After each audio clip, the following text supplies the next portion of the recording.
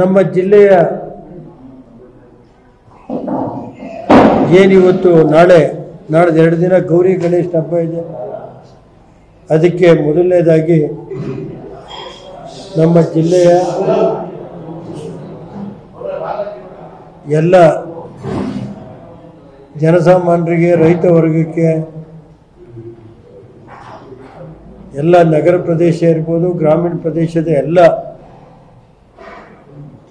ಹಿರಿಯರು, ಯುವಕರಿಗೆ ಎಲ್ಲ ದೇವರು ಮುಂದಿನ ದಿನಗಳಲ್ಲಿ ಯಾವುದೇ ವಿಘ್ನ ಇಲ್ದಂಗೆ ಅವ್ರ ಕೆಲಸ ಆಗಲಿ ಅಂತ ಹೇಳಿ ವಿನಾಯಕನ ಹಬ್ಬ ಬರ್ತಾ ಇದೆ. ಗೌರಿ ಗಣೇಶನ ಹಬ್ಬ,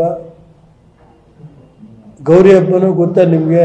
ಎರಡು ನಾನು ಮೊದಲನೇದಾಗಿ ಜಿಲ್ಲೆ ಜನತೆಗೆ ಎಲ್ಲ ಶುಭಾಶಯನ ಕೋರಿ, ಎರಡನೇದು ಪತ್ರಿಕಾ ಸ್ನೇಹಿತರಿಗೂ ನಿಮ್ಮ ಕುಟುಂಬಕ್ಕೂ ಗೌರಿ ಗಣೇಶನ ಹಬ್ಬದ ಒಳ್ಳೆಯದಾಗಲಿ ಅಂತ ಹೇಳಿ ಒಂದು ಶುಭವನ್ನು ಹಾರೈಸಿ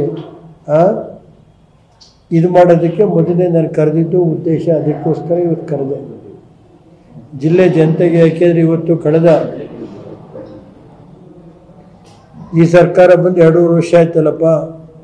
ಈಗಲಾರು ಇನ್ನು ಮುಂದೆ ಗೌರಿ ಗಣೇಶ ಆದಮೇಲೆ ಜಿಲ್ಲೆ ಸ್ವಲ್ಪ ಅಭಿವೃದ್ಧಿ ಕಾಣಲಿ, ನಂದೇನು ಅಭ್ಯಂತರ ಇಲ್ಲ. ಗೊತ್ತಾಯ್ತಾ ನಂದು ನೋಡ್ರೆ ಯಾವ ಕೆಲಸ ನಿಂತು ಹೋಯ್ತು ಅದೆಲ್ಲ ಆಗಲಿ. ಯಾರು ಮಾಡಿದ್ರು ನಮಗೆ ಸಂತೋಷ ಅಷ್ಟೇ. ನಮಗೇನು ವೈಯಕ್ತಿಕವಾಗಿ ಏನಿಲ್ಲ. ನಮಗೆ ಈ ಸರ್ಕಾರ ಇದ್ದರೂ ಮಾಡಲಿ, ಕೇಂದ್ರ ಸರ್ಕಾರ, ರಾಜ್ಯ ಸರ್ಕಾರ ಯಾರು ಮಾಡಿದ್ರು ಒಟ್ಟಲ್ಲಿ ಜಿಲ್ಲೆ ಕಳೆದ ಹಿಂದಿನ ದಿನಗಳಿಂದ ಆಗಿರೋವಂಥ ಕುಂಠಿತವಾಗಿರೋದ ಮಾಡಲಿ ಅಂತ ಆಶಿಸ್ತೀನಿ ಅಷ್ಟೇ. ನಾನು ಅದ್ರ ಬಗ್ಗೆ ಏನು ಕಾಮೆಂಟ್ ಮಾಡೋಕ್ಕೆ ಹೋಗಲ್ಲ. ಇದು ಜಿಲ್ಲೆ ಅಭಿವೃದ್ಧಿ ಬಗ್ಗೆ ಮತ್ತು ಪತ್ರಿಕಾ ಸ್ನೇಹಿತರಿಗೆಲ್ಲ ಒಂದು ಒಳ್ಳೆಯದಾಗಲಿ ಅಂತೇಳಿ ಕರೆದು ಇದು ಮಾಡಿದ್ದೀನಿ.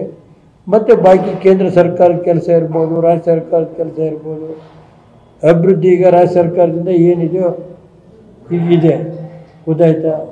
ಮುಂದಿನ ಜಿಲ್ಲೆಯಲ್ಲಿ ಮುಂದಿನ ದಿನಗಳದ್ದು ಏನೇನು ಅನ್ನೋದು ಆಮೇಲೆ ನೋಡೋಣ. 2028 ಚುನಾವಣೆ, ಆಮೇಲೆ ಜಿಲ್ಲಾ ಪಂಚಾಯತ್, ತಾಲೂಕು ಪಂಚಾಯತ್ ಸಮಿತಿ ಚುನಾವಣೆ ಮಾಡ್ತಾರೋ, ಇನ್ನೊಂದು 2 ವರ್ಷ ತೊಳಿತಾರೋ ಗೊತ್ತಿಲ್ಲ. ಈಗಾಗಲೇ ಸುಮಾರು 4 ವರ್ಷ ಆಯಿತು ಜಿಲ್ಲಾ ಪಂಚಾಯತ್, ತಾಲೂಕು ಪಂಚಾಯತ್ ಸಮಿತಿ. ಇನ್ನು ಅದನ್ನು ಮಾಡ್ತಾರೋ ಇಲ್ವೋ ಬಿಡ್ತಾರೋ ಗೊತ್ತಿಲ್ಲ. ಸರ್ಕಾರಕ್ಕೆ ಬಿಟ್ಟಿದ್ದು, ಚುನಾವಣಾ ಆಯೋಗಕ್ಕೆ ಬಿಟ್ಟಿದ್ದು. ಗೊತ್ತಾಯ್ತು ಸರ್? ಇಷ್ಟು ಹೇಳಿ ತಮಗೆಲ್ಲ ಭಗವಂತ ಒಳ್ಳೇದು ಮಾಡಲಿ ಅಂತ ಇಷ್ಟು ಹೇಳ್ತೀನಿ ಅಷ್ಟೇ. ಏನಪ್ಪ ಕೊಡ್ಲಿ ಬಿಡಿ.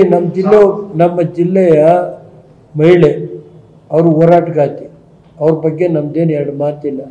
ಕೊಟ್ಟರೆ ಒಳ್ಳೆಯದು. ಅದರಲ್ಲಿ ನಾವು ಈ ರಾಜ್ಯದಲ್ಲಿ ಹಿಂದೂ ಮುಸ್ಲಿಂ ಅಂತ ಬೇರ್ಪಡಿಸಬಾರ್ದು ಅಂತ ನಾನು ರಾಜಕೀಯ ಪಕ್ಷ ಯಾವುದೇ ಇರಲಿ ಮುಖಂಡರಿಗೆ ಮನವಿ ಮಾಡ್ತೀನಿ. ನಾವೆಲ್ಲ ಒಂದು. ಈಗ ಏನು ಹೇಳ್ತೀರಿ ನೀವು, ಹಿಂದೂ ಮುಸ್ಲಿಂ ಎಲ್ಲ ಇದು ಅಂತ ಒಂದು ಇದನ್ನೇ ಮಹಾತ್ಮ ಗಾಂಧಿ ಹೇಳಿದ್ದು ಇದು ಮಾಡೋರು ಅಲ್ವ ಸರ್? ಎಲ್ಲ ಹಿಂದಿನ ನಾಯಕರು. ಈಗ ನಾವು ಮುಸಲ್ಮಾನರನ್ನೇ ಬೇರ್ಪಡಿಸೋದು, ಇವ್ರನ್ನ ಬೇರ್ಪಡಿಸೋದು, ಅದು ಇದು ಬೇರ್ಪಡಿಸೋದು ಸೂಕ್ತ ಅಲ್ಲ ಅಂತ ನನ್ನ ಭಾವನೆ. ನಮ್ಮ ನೋಡಪ್ಪ, ಯಾರು ವಿರೋಧ ಮಾಡಿಕೊಳ್ಳಿ, ನಾನಂತೂ ಅದಕ್ಕೆ ನನ್ನ ಸ್ಪಷ್ಟವಾಗಿ ಹೇಳ್ತೀನಿ. ನಾವೆಲ್ಲ ಒಂದು ಸಮಾಜದಲ್ಲಿ ಇಲ್ಲಿ ಹಿಂದೂ ಮುಸ್ಲಿಮ್ಸು ಅದೆಲ್ಲ ಇಲ್ಲ, ಜೈನಿಗರು ಇವು ಯಾವೂ ಇಲ್ಲ, ಒಂದೇ ಭಾರತೀಯರು ನಾವು. ಏನು ಸ್ವಾಮಿ? ಅದು ಎಲ್ಲ ಒಟ್ಟಾಗಿ ದೇಶ ಉಳಿಸ್ಬೇಕು ಅಂತ ನನ್ನ ಭಾವನೆ. ಗೊತ್ತಾಯ್ತೇನ್ರಿ? ನನಗೆ ಆ ಥರ ಭಾವನೆಯೇ ಇಲ್ಲ. ಈಗ ಉದಾಹರಣೆ, ಈಗ ಅಲ್ಪಸಂಖ್ಯಾತರಿಗೆ ರೋಡು 25 ಕೋಟಿ ಖರ್ಚು ಮಾಡಿ ರೋಡ್ ಮಾಡಿದೆ. ಅಲ್ಲಿ ಮುಸ್ಲಿಮ್ಸ್ ಅವ್ರೆ ಅಂತೇಳಿ ನಾನೇನು ಓಟ್ಗೋಸ್ಕರ ಮಾಡಲಿಲ್ಲ. ನಾನು ಓಟ್ಗೋಸ್ಕರ ಮಾಡಬೇಕು ಅನ್ನೋದಲ್ಲ ನನಗೆ ಉದ್ದೇಶ. 25 ಕೋಟಿ, 5 ಕೋಟಿ 2 ಬ್ರಿಡ್ಜ್ ಮಾಡಿಸ್ತೆ ಅಲ್ಲಿ. ಗೊತ್ತಾಯ್ತಾ? ಇವತ್ತಲ್ಲಿ 500 ರೂಪಾಯಿ ಸೈಟ್ ವ್ಯಾಲ್ಯೂ 5,000 ಐತೆ. 500 ರೂಪಾಯಿ ಸೈಟ್ ವ್ಯಾಲ್ಯೂ ಇವತ್ತು 5,000 ಐತೆ. ಯಾಕೆ ಮಾಡಿಲ್ಲ? 40 ವರ್ಷದಿಂದ ಕಾಂಗ್ರೆಸ್ ನಾನು ಬೇಡ ಅಂತ ಇಟ್ಕೊಂಡಿದ್ದೆ ನಾನು. ಈಗ ಅಲ್ಪಸಂಖ್ಯಾತರು ಓಟ್ ಕೊಡಲ್ಲ ಮಾಡಲ್ಲ ಅಂತ ನಾನು ಅದೆಲ್ಲ ನನ್ನ ಕರ್ತವ್ಯ. ನಾನೊಬ್ಬ ಶಾಸಕನಾಗಿ ನಾನು ಎಲ್ಲ ಸಮಾಜನ ತಗೊಂಡೋಗೋದು ನನ್ನ ಜವಾಬ್ದಾರಿ. ನಾನು ಜಿಲ್ಲೆ ಸಚಿವನಾಗೂ ಕೆಲಸ ಮಾಡಿದ್ದೀನಿ, ಶಾಸಕನಾಗೂ ಕೆಲಸ ಮಾಡಿದ್ದೀನಿ. ದೇವೇಗೌಡರಿಗೂ ಈ ಜಿಲ್ಲೆ ರಾಜಕೀಯ ಶಕ್ತಿ ಕೊಟ್ಟಂಥ ಜಿಲ್ಲೆ. ಇದನ್ನು ನಾವು ಜಿಲ್ಲೆ ಜನತೆನ ಮರೆಯೋಕ್ಕಾಗಲ್ಲ.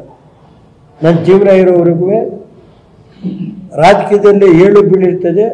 ನಾನಂತೂ ಈ ಜಿಲ್ಲೆಯ ಇದನ್ನು ನನ್ನ ಜೀವನ ಇರೋವರೆಗೆ ನನ್ನ ಕೈಲಾದಷ್ಟು ಸೇವೆ ಮಾಡ್ತೀನಿ. ನಾನು ಆ ಸಮಾಜ ಈ ಸಮಾಜ ಅನ್ನೋದು ನನಗೆ ಓಟ್ ಕೊಡ್ತಾರೋ ಬಿಡ್ತಾರೋ ಅದು ಸಂಬಂಧ ಇಲ್ಲ. ನನ್ನ ಕರ್ತವ್ಯ ಒಬ್ಬ ಶಾಸಕನಾಗಿ ನಾನು ಪ್ರಮಾಣ ವಚನ ಸ್ವೀಕಾರ ಮಾಡುವಾಗ ಏನು ಅವತ್ತು ಇದು ಮಾಡಿದ್ದೀನಿ ಅದಕ್ಕೆ ನಡ್ಕೊತೀನಿ ಅಷ್ಟೇ. ಬಾಕಿ ವಿಷಯ ನಾನು ಈಗ ಜಿಲ್ಲೆ ಒಬ್ಬ ಮಹಿಳೆ ಅವರಿಗೆ ಒಂದು ಅವಕಾಶ ಕೊಟ್ಟಿದ್ದಾರೆ ಸರ್ಕಾರ, ಮಾಡಿ ಬಿಡಿ. ಅವರು ಒಂದು ಹೋರಾಟದಿಂದಲೇ ಬಂದಿರೋರಲ್ವಾ ಅವರೆಲ್ಲ. ದೇವೇಗೌಡರು ಕಾಲನ ಸಮಾನ ಇದ್ದವರು ಭಾನುಮಸ್ತಾಕ್ ಕೆಲವರೆಲ್ಲ ಅಂತಾರೆ ಅವರೇ. ರಾಜಕೀಯ ಒಂದು ಕಡೆ ಬಿಟ್ಟು ಹಾಕ್ರಿ ಇವೆಲ್ಲ. ನಾನಿಲ್ಲದಿಂಥವಕ್ಕೆಲ್ಲ ನಾವು ವಿರೋಧ ಮಾಡಬಾರ್ದು ಅಂತ ನನ್ನ ಭಾವನೆ. ಅಬ್ದುಲ್ ಕಲಾಂ ಇದ್ದರು, ದೇವೇಗೌಡರು ಹೆಂಗೆ ನಡ್ಕೊಂಡ್ರು ಅಬ್ದುಲ್ ಕಲಾಂಗೆ ಅದು ಕಾಲ ಬಂದಾಗ ಹೇಳ್ತೀನಿ. ದೇವೇಗೌಡರು ಯಾರ್ಯಾರಿಗೆ ಏನೇನು ಮಾಡಿದ್ರೆ, ದೇವೇಗೌಡರು ಪ್ರೈಮ್ ಮಿನಿಸ್ಟರ್ ಇದ್ದಾಗ ಎಲ್ಲ ಸಮಾಜನೂ ಮುಖ್ಯಮಂತ್ರಿ ಇದ್ದಾಗ ತಗೊಂಡೋಗಿವ್ರೆ. ಈಗ ನಾವು ಅದನ್ನು ಬೇರ್ಪಡಿಸೋಕ್ಕೆ ಹೋಗಬಾರ್ದು ಅಂತ ನನ್ನ ಭಾವನೆ.